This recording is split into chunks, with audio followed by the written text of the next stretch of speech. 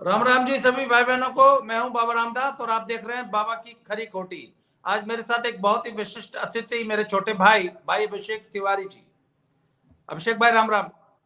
राम राम अभिषेक बाबा भाई जी। का बड़ा शानदार एक चैनल है अभिषेक तिवारी शो। और आप बहुत ही जबरदस्त जो है उस पे आपका पॉलिटिकल एनालिसिस बहुत लाजवाब होता है और मैं तो इनका बहुत बड़ा फैन हूं, क्योंकि जिस तरीके से ये दिल्ली की जो कवरेज कर रहा है अभिषेक भाई, आपकी दिल्ली की जो कवरेज है वो लाजवाब है। बहुत बहुत धन्यवाद बाबा जी।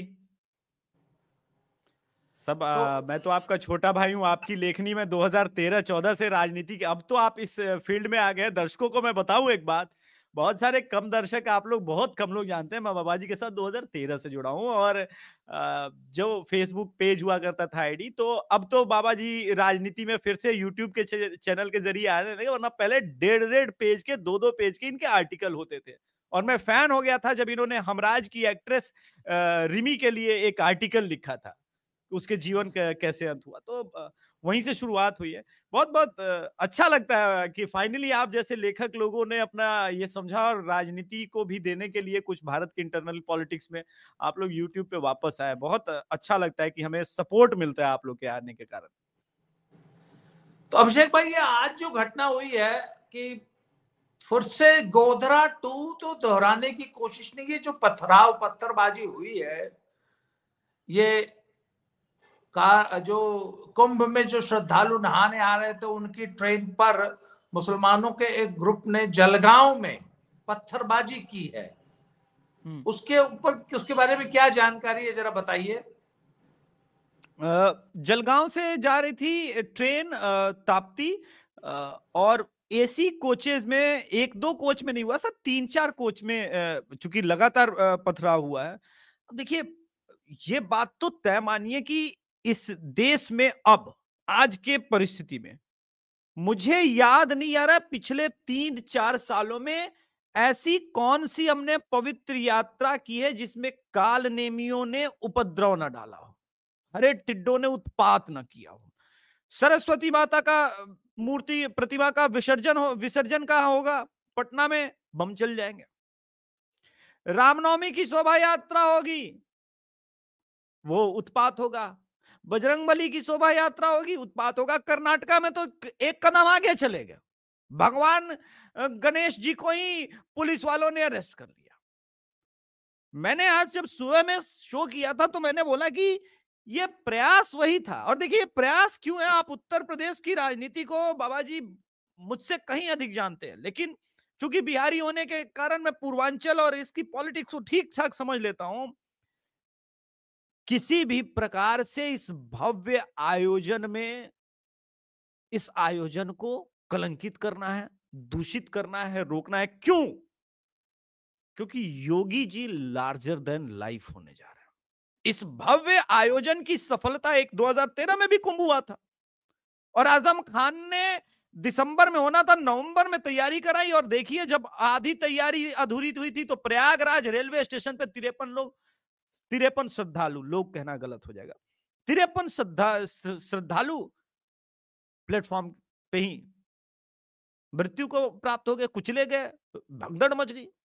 क्यों? क्योंकि कुव्यवस्था थी। इस बार मैं ऑलरेडी प्रयागराज होके आया हूं, और फिर 2 दिन बाद प्रयागराज ही जा रहा हूं कवर करने। इसी कैमरे से, इसी माइक से कवर हम करेंगे, ग्राउंड रिपोर्टिंग करेंगे। वहां पर जिस प्रकार की व्यवस्था है वो अद्भुत है। इस महाकुंभ में 3-4 चीजें ऐसी पहली बार हो रही है, और पूरा संत समाज एक साथ ये कह रहा है कि ये करना पड़ेगा। घर वापसी का कार्यक्रम, अच्छा, मल्लेच्छों का प्रवेश निषेध, संत समाज ने स्वयं कहना शुरू कर दिया, भाई आपको देखना है, हमारी शुद्धता और इन सब का ध्यान आपको रखना है। तो प्रशासन भी तैयार है। ये 2 लाइन, और तीसरी लाइन के जिस प्रकार की व्यवस्था योगी आदित्यनाथ जी ने की है, तो अब आप देखिए कि भाजपा के धुर विरोधी स्वामी अविमुक्तेश्वर आनंद जो शंकराचार्य जी, वो भी कहने को विवश हो गए कि भाई जब कोई इस प्रकार का भव्य आयोजन सफलतापूर्वक कर देगा तो अपनी फोटोग्राफ और ये सब तो लगाएगा ही लगाएगा। क्यों नहीं वो लगाए? आखिर संत समाज से इतना बड़ा मुख्यमंत्री हुआ, इतने बड़े प्रदेश का, और लोगों तक जानना चाहिए, लोगों को जानना चाहिए कि कितना कुशल नेता है। ये जब वो कल बोल रहे थे तो मैं भी अवाक हो गया, क्योंकि वो मूलतः विरोधी है भाजपा की आइडियोलॉजी, लेकिन वो बात यह है कि योगी जी ने कार्य ऐसे किए हैं, सफलता नहीं पच रही है सर। 2027 का चुनाव है और यही वो समय है जब इसमें राजनीति किया जा सके। लाशों के ऊपर गिद्धों की दृष्टि बहुत तेज होती है, बहुत दूर से वो पहचान लेते हैं, उन्हें समझ में आया कि यही आयोजन को भंग करना है। अब यहां पर दो विचारधारा है सर, चाहे वो आपका मैं आपके तमाम सब्सक्राइबर सामाजिक परिवार के लोगों से निवेदन करना चाहूंगा, आज मैंने सुबह में अपने भी सामाजिक परिवार के लोगों से निवेदन किया कि इस आयोजन की सफलता सिर्फ हम पर और आप पर नहीं है, इस देश के हर एक हिंदू को मिलकर के इस आयोजन को, इस महाकुंभ को जो 144 साल बाद हो रहा है, इसको सफल बनाना पड़ेगा, वरना कालनेमी हमें खा जाएगी। पिछले 4 साल में कोई ऐसा सनातन धर्म का ठीक से पर्व नहीं मन पा रहा है जिसमें यह उत्पात न मचाए, और अभी यह हालत है, मात्र 10 वर्ष बाद हम कहां होंगे। मुझे सिर्फ एक ही चीज विश्वास दिलाती है कि हम जीत जाएंगे, क्योंकि जब माइक पर ऑन कैमरा एक सबसे बड़े प्रदेश का मुख्यमंत्री ये कहता है कि शुक्र करो अभी तक हम संविधान से चल रहे, तुम्हारे शरीर पर खाल है, वरना तुम जानते नहीं कि क्या हो सकता है, तो मुझे एहसास होता है कि हमने अपनी सुरक्षा की का जो दायित्व है, जिनको सौंपा है, वो बहुत ही काबिल लोग हैं। जी। अच्छा, मुझे एक बात बताइए, ये जो आज जो कुंभ में स्नान करने आने वाले श्रद्धालुओं पे ये जो मलेच्छों का जो हमला है, ये क्या संदेश क्या देना चाहते हैं? आखिर क्या उनके इरादे हैं क्या? भाई, आज तक मैं हमेशा अपने दर्शकों से एक सवाल पूछता हूं, आप एक भी ऐसा इंस्टेंस बता दीजिए जब हिंदुओं ने किसी भी अन्य धर्म की किसी यात्रा, शोभा यात्रा या किसी भी धार्मिक आयोजन पर इस प्रकार का किसी किस्म का कोई हमला या किया हो, कोई पथराव किया हो, या कोई दुर्भावना रखी हो, या उसके आयोजन में कोई छेड़छाड़ की हो, या उसके आयोजन में कोई अड़ंगा लगाया हो? आप पूरे इतिहास में एक भी ऐसा बता दीजिए जब हमने इनके द्वारा आयोजित इनके किसी धार्मिक कार्यक्रम में सहयोग न किया हो। और हमारा एक भी ऐसा कार्यक्रम बता दीजिए जिसमें इन्होंने पथराव न किया। तो ये जो हज में जब जाते हैं और शैतान को पत्थर मारते हैं, और इस्लाम में शैतान को पत्थर मारना इनका एक धार्मिक कर्तव्य है, धार्मिक नहीं, क्रिया है मजहबी। वो, और ये हिंदुओं को शैतान मानते हैं।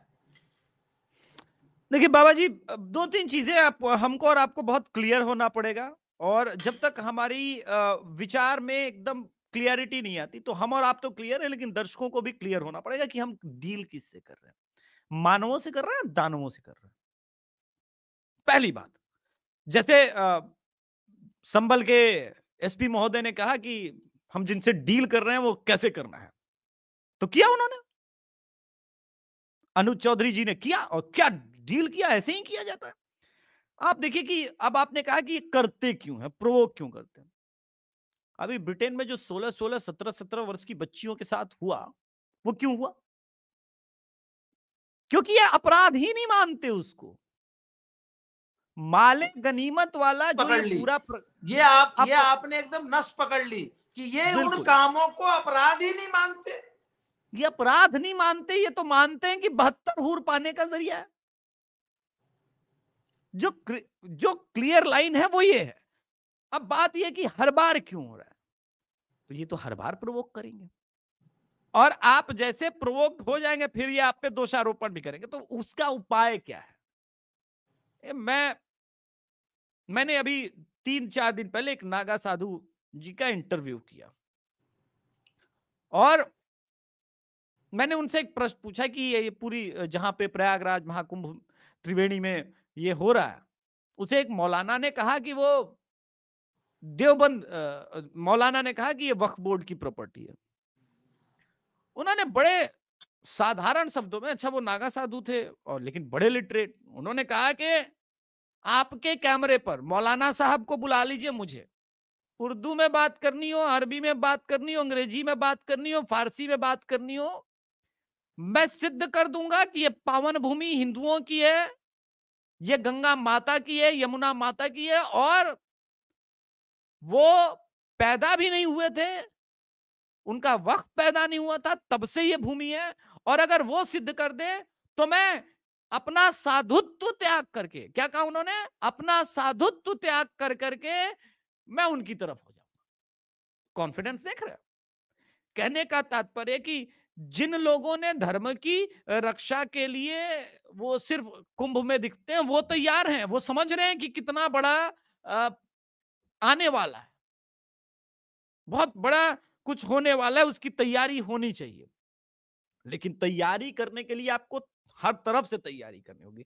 प्रशासन की तैयारी होनी चाहिए, जनता के मन में यह भाव होना चाहिए, तैयारी है, हम तैयार हैं, क्योंकि सामने वाला तैयार है। आप माने ना माने, जब मुलायम सिंह यादव जी ने उत्तर प्रदेश में कहा था कि मुसलमानों को अवैध हथियार रखने का छूट मिलना चाहिए क्योंकि ये लोग डरे हुए लोग हैं, एक प्रदेश का मुख्यमंत्री जब ये बात करता है तो समझ में आता है ना कि कौन किसको तैयार करना चाहता है, उसका मूल उद्देश्य क्या है। अब समय बदल गया है, अब बाबा जी आ गए हैं। इतना बड़ा आयोजन जिसमें कितने हजार करोड़ का बेनिफिट होगा, और उस पूरे बेनिफिट से वो समाज, वो जो दानवों का समाज है, उसको वंचित कर रखा है। कहा कि नहीं नहीं, तुम नहीं, तुम पर विश्वास नहीं है। वो क्यों नहीं है विश्वास, जानते बाबा जी? मुझे इस बात का दुख नहीं है कि उनके थूक मिलाते हुए वीडियो मिले, फलों में थूक मिलाते हुए, भोजन में को दूषित करते हुए। दुख इस बात का है कि उसको फैक्ट चेक के नाम पे कहा गया है कि ये वीडियो 6 महीने पुराना है, ये वीडियो 8 महीने पुराना है, ये वीडियो 11 महीने पुराना है, क्योंकि उन्होंने गलत नहीं माना। अब देखिए, 6 महीने पुराना हो, 8 महीने पुराना हो, 11 महीने पुराना हो, मूल बात यह है कि भोजन को दूषित किया, सनातनियों के वैवाहिक समारोह में बारातियों को वो दूषित खाना और रोटी में थूक मिलाते हुए जो वीडियोस हैं वो परोसा, और एक नहीं कई पकड़े गए, एक दो घटनाएं हो जाए तो। और कमाल की बात है, इस देश के किसी सभ्य मुसलमान ने यह नहीं कहा कि यह गलत है। दूसरा उदाहरण, संभल में सब बिजली चोरी कर रहे थे बाबा जी, सारे बिजली चोरी कर रहे थे। आपका पड़ोसी बिजली चोरी कर रहा है, उसका पड़ोसी बिजली चोरी कर रहा है, आपको तो पता होगा। तो पता है ना कि संविधान के अनुसार ठीक नहीं है, संविधान के अनुसार गलत है, ये बेईमान है। किसी एक मुसलमान ने जाकर के पुलिस थाने में कंप्लेन की कि बिजली चोरी कर रहे हैं सारे के सारे, क्योंकि वो गलत ही नहीं मान रहे थे। उनको लगा कि मुसलमान है, माइनॉरिटी है, भैया हमारा बिजली चोरी करना अधिकार बनता है। क्यों? क्योंकि अखिलेश यादव ने कहा था टोटी फंसा सकते हैं, लगा सकते हैं। तो नहीं नहीं नहीं, अभिषेक भाई, उनकी एक सिंपल फिलॉसफी क्या है कि ये काफिर का मुल्क है, काफिर की बेटी उठा लेना, काफिर की बेटी के साथ बलात्कार कर लेना, काफिर की संपत्ति चुरा लेना, लूट लेना, काफिरों के देश में उनसे जजिया वसूलना, ये तो उनका धार्मिक कर्तव्य है। तो इसलिए वो बिजली चोरी को गलत मानते ही नहीं। Exactly my point is this. तो मैं वही कह रहा हूं कि हमको क्लियर होना है, क्योंकि हम जिनसे डील कर रहे हैं वो उनका पहले विचार जानना होगा कि हम जिनसे डील कर रहे हैं उनका विचार क्या है। उनका विचार ये कहता है कि भाई साबरमती ट्रेन हो, जो जहां पे मैं आना चाह रहा हूं, जो साबरमती ट्रेन थी उसमें क्या दोष था, वो अयोध्या से आ रही थी और ये प्रयागराज को जा रही है। इन दोनों ट्रेन में श्रद्धालु जा रहे हैं, उनके लिए इतना काफी है, इतना काफी है। और आपके लिए अपराध होगा, कानून के दृष्टि में अपराध होगा, संविधान के दृष्टि में अपराध होगा, उनके नहीं। और ये टेस्टेड है, एक दो नहीं, महाकुंभ से पहले एक रैकेट पकड़ा गया था बाबा जी, आपको याद होगा, जो प्रयागराज के तरफ जाने वाली ट्रेन के लिए नाबालिग बच्चों को कैसे फिश प्लेट निकाले जाते हैं, ट्रेन को कैसे पलटाना है, इसके लिए पूरा सामान, इसके लिए पूरी ट्रेनिंग की व्यवस्था दी जा रही थी। वो पूरा रैकेट एक्सपोज हो गया।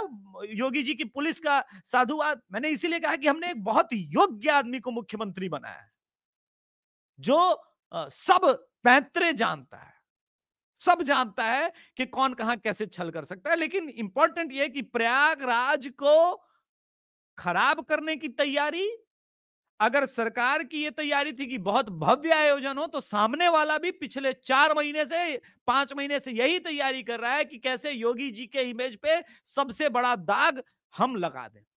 जी। तो अभी आज की जो स्थिति है उसमें मलेच्छों का प्रवेश जो है वो पूरी तरह वर्जित है।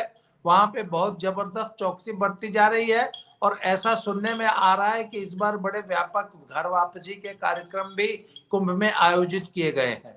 तो फिर क्या इसी की एक खीज कुंभ पे उतार रहे हैं क्या मलेच्छ, या जो घर वापसी कार्यक्रम चलाए जा रहे हैं उस पे उतार रहे हैं? और इस्लाम में सबसे बड़ा गुनाह जो है वो शिर्क है। जो शिर्क है वो सबसे बड़ा क्राइम है, और आप तो घर वापसी करा रहे हैं। आप कल्पना कीजिए, जो हजारों वर्षों से इन्होंने सतत प्रक्रिया अपनाई, आप उसको पूरा रिवर्स कर रहे हैं और एक आदमी के भरोसे कर रहे हैं।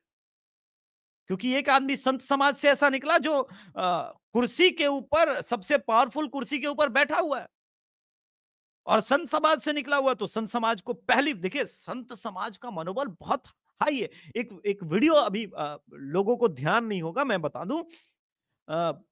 जूना अखाड़े में गए हुए थे योगी जी, मैं भी वहीं पर था।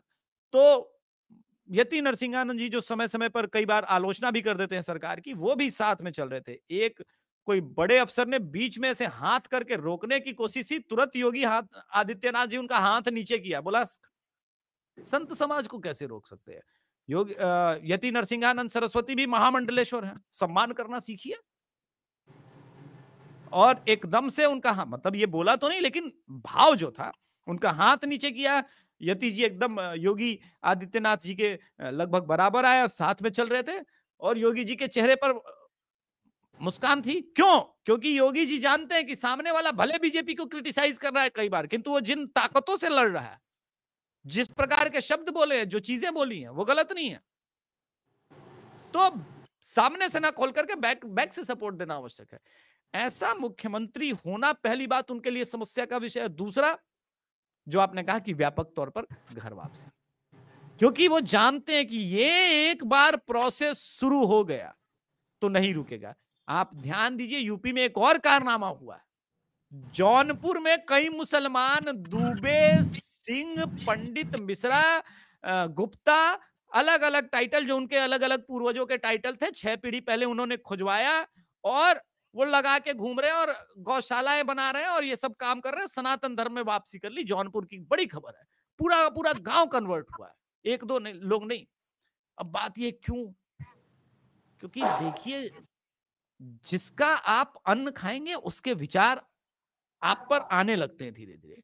योगी आदित्यनाथ जी संत समाज से हैं, और इस समय यूपी में वो अन्न का प्रभाव बोल रहा है। आपके संगत में मैं रहूंगा 10 दिन, तो हो सकता है मेरे अंदर की कई जो बुराइयां हैं वो त्याग दूंगा मैं धीरे धीरे, जैसे आपने बाबा बनने से पहले त्यागी होगी। तो कहने का तात्पर्य यह है कि इस समय उनके लिए 2 मुसीबत सबसे बड़ा है। पहला योगी आदित्यनाथ, और दूसरा संत समाज का उनके साथ जुड़ाव। जब तक संत समाज का उनके साथ जुड़ाव रहेगा, योगी आदित्यनाथ जी को रास्ते से हटाना मुश्किल है। तो संत समाज उनसे दूर कैसे होगा? जब उनका जो विश्वास है योगी आदित्यनाथ जी के प्रशासन पर, योगी आदित्यनाथ जी के ऊपर, वो टूटे। और कब टूटेगा? कुंभ से बड़ा, और कुंभ से ये बड़ा जगह हो सकता है क्या? तो सारे कालनेमी आ गए हों उपद्रव करने। जैसे राक्षस पुराने समय में ऋषि महात्मा यज्ञ हवन करते थे, तो राक्षस आते थे, उस पे रक्त डालते थे, हड्डी डालते थे, राख डालते थे, ताकि वो पूरा का पूरा यज्ञ जो है वो दूषित हो जाए। वो प्रयास है, और कोई प्रयास नहीं है। बिल्कुल वही प्रयास है जिसकी तरफ आप जा रहे थे, साबरमती दोहराने का, बिल्कुल वही प्रयास। ये राक्षसी, आज जैसा कि आपने कहा, राक्षसी तत्वों का, मलेच्छों का यज्ञ में हड्डी डाल के यज्ञ को दूषित कर यज्ञ में अशांति फैलाने का एक कुत्सित प्रयास था, जिसको मुझे पूरा विश्वास है कि सजग हिंदू समाज, हम सनातनी इनके मंसूबे कभी सफल नहीं होने देंगे। अभिषेक भाई, आपने समय दिया, इसके लिए बहुत बहुत धन्यवाद। आज की चर्चा को यही समाप्त करूंगा। अगले फिर किसी विषय पे, किसी नए टॉपिक के साथ आपसे फिर से मुलाकात होगी। बहुत बहुत धन्यवाद। प्रणाम। जय श्री राम। जय श्री राम।